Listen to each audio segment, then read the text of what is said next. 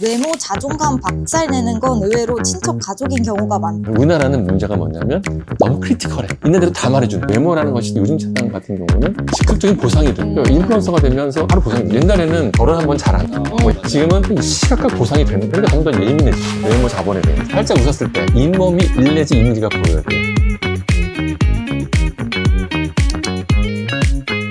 오늘 제가 2030 특파원으로서 이 외모에 대해서 한번 면밀하게 분석해보려고 전문가분 찾아뵈러 강남의 아이디병원 왔는데요. 들어가서 원장님 한번 같이 만나보시죠.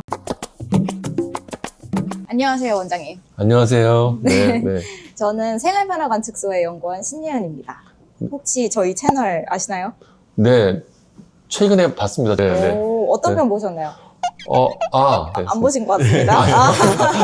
오늘은 외모 얘기 한번 제가 궁금한 게 많아서 여쭤보러 왔는데요. 네. 그 전에 소개 한번 해주시죠. 안녕하세요.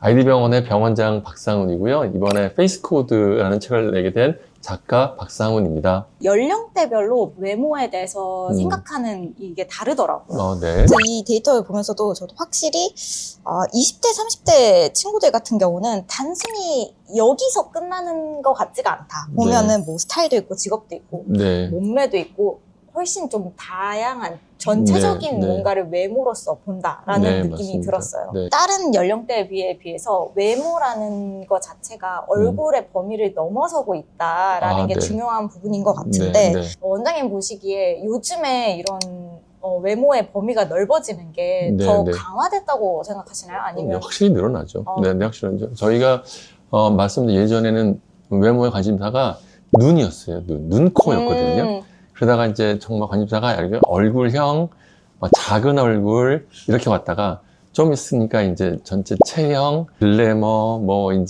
이런 얘기가 네. 나오잖아요. 그래서 전체 관심 넓어지는 건 당연하고요. 최근에 특히 이제 외모에 대한 다양성을 인정하는 그런 분위기에서는 체형에 대한 관심도 굉장히 많이 늘어나고 있습니다. 네. 오히려 다양성을 인정하는 분. 그럼요. 그러니까 예전에는 전형적인 미인이 있었어요. 우리나라에서는 큰 눈, 쌍꺼풀 있는 큰 눈, 오똑한 코 이렇게 그냥 아주 그냥 예쁜 거 딱 들어있었잖아요. 근데 요즘은 무쌍이도 유행이고 무쌍에 약간 찢어진 눈도 괜찮고 약간 낮은 것도 괜찮다. 내 스타일대로 나만의 스타일을 만들어서 헤어스타일 잘하고 화장 잘하고 스타일 예쁘게 딱 입으면 멋진 사람이 되는 거고 그런 분들을 또 사회가 인정해주고 있고 또 반대로 남자분들도 그걸 인정해줘서 그런 분들이 매력있다고 생각하고 굉장히 넓어졌어요. 예쁘다고 하는 개념이 예전에는 딱 전형적이었다고 하면 지금은 굉장히 여러 가지 개성을 표현할 수 있는 것을 다양하게 다 받아준다.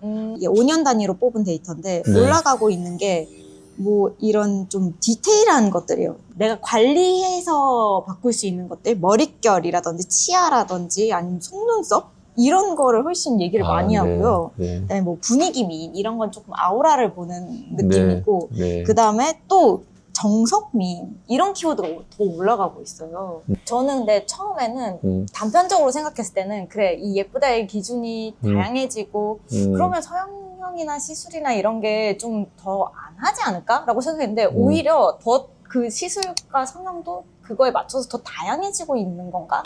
라는 생각도 들어요. 네, 맞습니다. 예전에는 이제 시술이 간단했잖아요. 네. 쌍꺼풀 만들어드리면 되고 네. 코는 높여드리면 되는 거예요. 그러니까 저희가 입장에서 굉장히 단순했는데 이제는 쌍꺼풀도 굉장히 여러 가지 다양한 걸 먹겠죠. 그래서 다품종 소량 생산을 해야 되는 거예요. 성형외과에서 굉장히 힘들어졌습니다. 그럼 원장님도 계속 뭔가 개발을 하셔야겠네요. 쌍꺼풀의 종류를 내가 이 메뉴를 이렇게 더 늘려야겠어. 이런. 거의 주문자 생산 방식이라고 생각하시면 됩니다. 밈처럼 나 요즘에 외모 정병이라 피부과 가야 되나? 지금 거울 보기가 싫어. 이런 그냥 사춘기 친구들 할 수 있는 얘기를 하는데 요즘 친구들은 그래도 그거에 대한 문제의식을 갖고 있다라고 또 생각이 드는 게 같이 그런 얘기를 해요. 이거 내가 자꾸 이런 말 하는 거 내 자존감 문제인 거 아는데 내가 어떻게 이거를 고쳐야 될지 모르겠어를 굉장히 얘기를 많이 하더라고요. 원장님이 또 그 주제로 이제 책도 쓰셨지 않습니까? 그래서 이 10대 친구들에게 특히 뭔가 외모 정병 그리고 자존감 이런 거에 있어서 자존감을 올리는 뭔가 방법이 어떤 걸 제시할 수 있을까요? 사람이 처음으로 이제 내 외모를 이식하는 게 한 7살쯤 때부터 시작이에요. 왜냐하면 5살쯤 되신 분들을 이렇게 어린이들을 놔두면 그 중에서 기형이 있어도 잘 놀아요, 서로가. 서로 그걸 인식 못하고 있어요. 서로 상대방의 얼굴에 대한 문제점을 서로 인식 못해요. 5살들은. 근데 이제 초등학교 들어가기 시작하면 서로 이렇게 얼굴이 다르면 이렇게 약간 소외시켜요. 그걸 이제 본인이 머릿속에서 인식하기 시작한다는 거예요. 쟤는 코가 높아, 쟤는 코가 낮아, 좀 제가 코가 이상해, 이렇게 인식하기 시작. 그 다음에 이제 15살이 되면 사춘기가 되잖아요. 그럼 이제 얼굴이 바뀌어요. 그러면서 호르몬 때문에 이제 그런 이성에 대한 얘기가 많이 나오죠. 그러면 당연히 그에 관심이 최대치 되는 거예요. 최대치가 되는데 문제는 현재 상황에서 지식이 없어. 그러니까 내가 외모에 대한 나의 신체에 대한 지식도 없고 어떻게 받아들여야 되는지도 모르겠고 그러니까 이제 갈등이 생기는 거죠. 그러니까 자기 현재의 변화가 급격히 진행하고 있는데 지식이 없으니까 이 갈등이 생겨서 외모 정병이 되는 게 너무 당연한 거죠. 네, 너무 당연한 건데 해결하는 방법은 빨리 내 몸에 대해서 이해하고 지식을 쌓고 그렇게 되면 그 문제에 대해서 나만의 합의점을 만들 수가 있어요. 그게 중요하다고 생각합니다. 나만의 합의점 중요한 얘기인 것 같아요. 그렇죠. 이거는 내가 받아줘야 되고 받아줄 수밖에 없고 이거는 내가 조금 해결해볼까? 근데 해결하는 것도 어떻게 해? 그들은 성수를 할 수도 있지만 그게 아니라 나는 패션으로 해결하고 싶어. 뭐 이렇게 여러 가지 해결 방법들이 여러 가지가 있잖아요. 그렇죠? 그런 방법들을 나름대로 배워가는 시기. 그런 것들이 그 시기입니다. 그래서 그래서 한 20대 한 중반쯤 되면 그런 것들이 나만의 방법들을 이제 발견해서 해결하시는 거죠. 그래서 그게 뭐 정병이라고 하는 게 정말 정신병이 아니라 그런 걸 알아가면서 적응하는 시기라고 생각하시면 될 것 같아요. 외모 정병, 자존감 이런 얘기하면서 그런 얘기도 진짜 많이 해요. 외모 자존감 박살내는 건 의외로 친척 가족인 경우가 많다. 가족이란 이유로 더 막말하는 경우가 많은 듯 이런 얘기들도 많이 하고 책을 읽어봤는데 책에도 그런 내용이 약간 있더라고요. 그래서 오히려 이제 부모나 가족들이 특히 이 외모에 눈에 뜨기 시작한 어린 자녀에게 해주는 말이 중요하다 이런 글을 쓰셨던데 근데 전 그거 보면서도 어떻게 해야 될까? 뭐 그러면 부모님들은 무조건 야 네가 최고 잘생겼어, 네가 최고 예뻐 이렇게 해야 되는 걸까? 아까 이제 그 얘기가 이제 친한 사이끼리 하는 농담이 가장 마음을 아프게 하는 거잖아요. 일본은요. 외모에 대해서 한마디도 안 해요, 서로에. 가족도 외모에 대해서 말을 서로 안 해요. 그건 금기예요, 금기. 반대로 미국은 있잖아요. 좋은 말만 해요. 예쁘다, 자신감 가져. 근데 그거에 좀 지나쳐요. 오버야. 자, 우리나라는 문제가 뭐냐면 너무 크리티컬해. 있는 대로 다 말해주는 거야. 우리나라는 너무 디테일이야. 근데 팩트만 말하는 게 아니라 팩트 플러스 내 감정을 말하는 거야. 예를 들면 이런 거죠. 딸이 나 여기 코가 좀 이상한 것 같아. 이렇게 말하면 그래 코가 좀 이상해? 까지도 좋다 이거야. 근데 거기다 대고 그래서 밖에 나가서 놀지 마. 아니면 뭐 너 성수해야겠다. 이렇게 말하면 이제 마음이 확 상하는 거죠. 그러니까 거기서 팩트까지는 괜찮아. 그렇지만 감정을 말하면 안 돼. 감정을 빼라. 항상 다르다는 얘기는 해줘야 돼. 부모님이 넌 다르다라는 거는 오케이. 그런데 그것에 대한 감정적인 비방이나 이런 것들은 하면 안 되는 거죠. 그렇죠. 외모에 대한 얘기를 부모님들이 좀 배우셔야 되는 거 아니에요? 그죠. 맞습니다. 그래서 이 책에 대한 굉장히 중요한 독자 중에 한 명, 사춘기 자녀를 그런 걸 보는 부모님들이 보셔야 돼요. 부모님들이 거기에 대해서 성숙한 어떤 마음가짐이 있어야 돼요. 외모에 대한 마음. 하지만 10대는 자존감이 70%고요. 자신감이 30%예요. 그러니까 자존감이 중요하다는 걸 이제 알아요. 10대 친구들은. 그리고 2030은 약간 거의 반반이죠. 그리고 연령대가 올라갈수록 자신감이 더 중요하다라고 많이 얘기를 하거든요. 이런 외모, 자신감, 자존감. 근데 결국에는 타인의 시선이 이제 문제일까? 아니면 자기 인식이 더 중요할까? 제가 이제 환자분들에게 여쭤봐요. 자, 그러면 예쁘게 해드려야 되는데, 몇 프로로 해드릴까요? 이렇게 물어봐요. 네, 그럴 때가 있었어요, 예전에. 근데 그분이 뭐라고 하냐면요. 5%로 해달래요. 상위 5%. 성술하시는 분들의 목표가 상위 5%예요.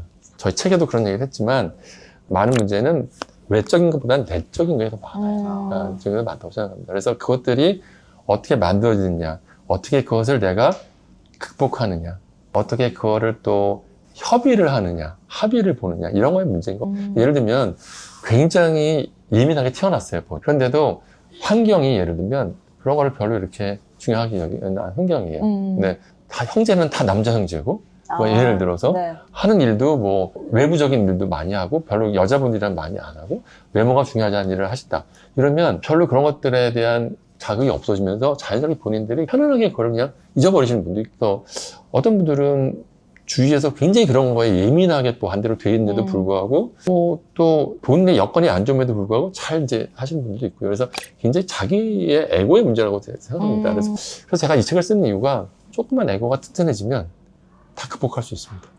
물론 이렇게 되면 성형외과 의사는 다 망하겠죠. 그래도 그 못하시는 분들이 계실 테니까 뭐 여전히 성형외과나 뭐 이런 거는 있을 것이고 그렇지만 어쨌든 굉장히 많이 그런 성형에 대한 니즈가 줄어들 것이고 성형으로 인한 외모로 인한 그런 갈등들이 없어질 것 같아요. 결국 내 에고가 중요한 네, 건 네.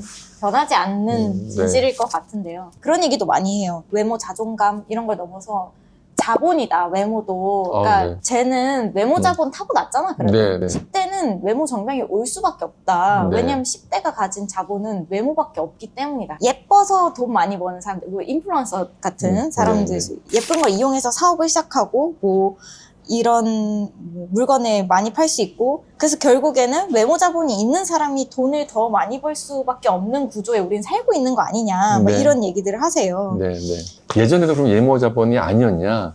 그것도 아닌 것 같습니다. 네, 근데 이제 외모 자본이 좀 더 부각되는 것은 요즘에 이렇게 비주얼한 사회니까요. 뭐 인플루언서도 많고, 예전에는 정말 소수만이 뭐 연예인이 됐고 소수만이 영화 배우가 됐는데, 지금 굉장히 많은 분들이 비주얼하게 그걸 이용하시니까 조금 더 예민하신 것 같고 더 접촉이 많으신 것 같아요. 근데 이제 외모 자본이, 그러면 외모 자본을 거부해야 되느냐?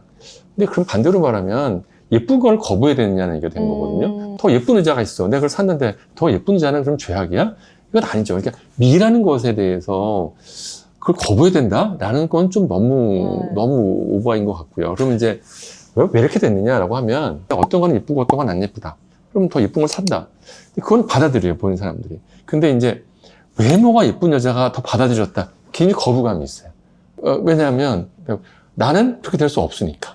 이렇게 생각하는 거죠. 특히 어떠냐면, 외모라는 것이 특히 요즘 세상 같은 경우는 훨씬 더 즉각적인 보상이 돼요. 인플루언서가 되면서 맞아. 바로 보상이 돼요. 옛날에는 결혼 한번 잘하는 거, 뭐 이런 거에 정도의 보상이었는데, 맞아요. 지금은 시각적 보상이 이루어지는 거예요. 그러니까 더 예민해지시는 거죠. 외모 자본에 대해서. 그렇죠? 그러니까 외모 자본이 훨씬 더 실시간적이다. 외모 자본이 훨씬 더 잘 드러난다. 이런 것들 때문에 더 사람들이 많은 얘기를 하시는 거예요.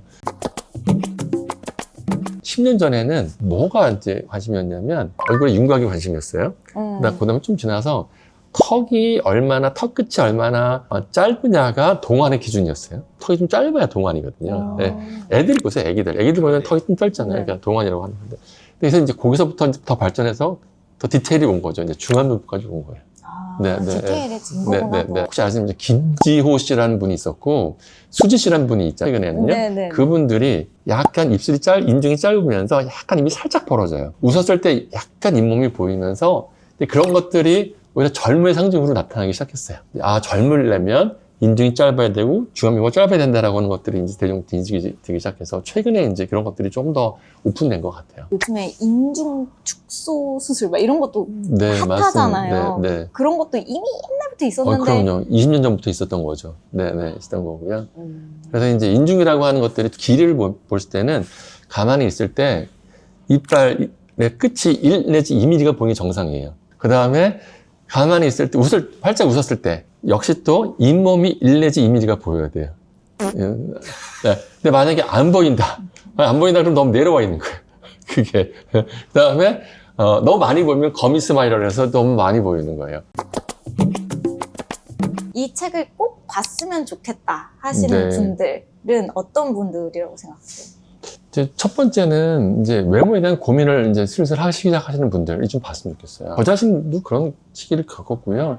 내 외모가 어떤 것인가, 그다음에 나는 내 외모를 어떻게 봐야 되나, 나는 왜 이렇게 생겼을까, 쉽게 말하면 나는 왜 이렇게 생겼을까 라는 고민을 하시는 분들 한번 읽어봤으면 좋겠어요. 그런 것들을 부모님이 가르쳐줄 수 없거든요. 그래서 가르쳤으면 좋겠고, 두 번째는 그런 고민을 하시는 자녀를 두신 분이나 친구, 친척을 두신 분이 있었으면 좋겠어요. 그래야지 이해를 해줄 수 있으니까. 제일 많은 게 남자친구도 그렇잖아요. 남자친구도 이제 여자친구랑 있는데, 여자친구가 뭐 예를 들면 외모에 대해 고민을 해. 그래서 도대체 이걸 어떻게 대답해 줘야 되는 거야? 야, 아. 코가 마음에 안 들어. 그랬을 때 안 예쁘라고 말해줘야 되는 건지 아니면 어떻게 얘기를 해줘야 되겠어요. 그렇죠? 네, 그러니까 그걸 알아야 되니까 여자들 아니 뭐 남자도 마찬가지지만 상대방이 외모에 대해서 어떻게 생각을 할 수 있고 어떻게 받아들여 주는 것이 좋은 것인가? 나의 열렬한 추종자가 되어주는 것이 좋은 것인가? 아니면 냉정한 지원자가 되어주는 게 좋은 것인가? 그러니까 뭐, 너 그래 그러면 수술해? 그럼 수술할 때 내가 돈 대줄게. 이렇게 되는 게 더 좋은 것인가? 멋있는데? 아니면 반대한다고 해야지 더 좋은 것인가? 네, 그런 것도 한번 생각해 보세요. 네. 그러니까 그쵸? 성향별로 이 사람한테 어떻게 내가 반응해야 되는지. 그렇죠. 네, 네. 네, 오늘 원장님 시간 내주셔서 너무 감사하고요. 책도 정말 재밌게 잘 읽었습니다. 제가 앞으로 더 외모 자존감 올리기 위해서 네. 한번 책 읽으면서 더 노력 한번 해볼게요. 네. 네. 여기 시청자분이나 이런 분들이 젊으신 분들이다 보니까 많은 분들이 이런 거에 대해서 좀 관심 가졌으면 좋겠습니다. 좋은 네. 기회가 됐을 거라고 생각합니다. 네, 감사합니다. 네, 다음에 또 기회가 된다면 네. 뵙도록 하겠습니다. 네, 감사합니다.